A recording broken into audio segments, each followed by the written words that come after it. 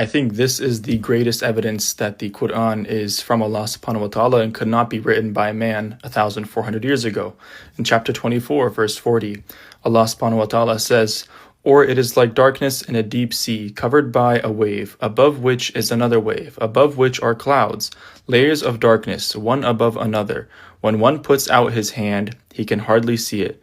So clearly Allah subhanahu wa ta'ala is describing deep, deep below the ocean where there's layers of darkness where we now know if you put your hand out, you can't see it because of how dark it is deep below the ocean's surface. Allah subhanahu wa ta'ala is describing internal waves, which we only recently discovered. And we now know that there are waves that are below the surface waves that we see.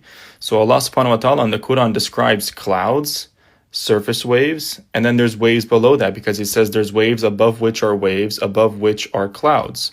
So this is the clearest evidence that the Quran could not come from a man, that it came from Allah subhanahu wa ta'ala, especially not from a man that lived in the desert 1,400 years ago. But Allah subhanahu wa ta'ala finishes the verse saying, "And whoever Allah does not grant light, for him there is no light." In other words, whoever does not receive guidance or mercy from Allah subhanahu wa ta'ala, there is no guidance. Even with a verse as clear-cut as this one, where it perfectly outlines something that could not have been known 1,400 years ago, and the most beautiful analogy for the sinners, people will still find a reason not to believe in Allah subhanahu wa ta'ala.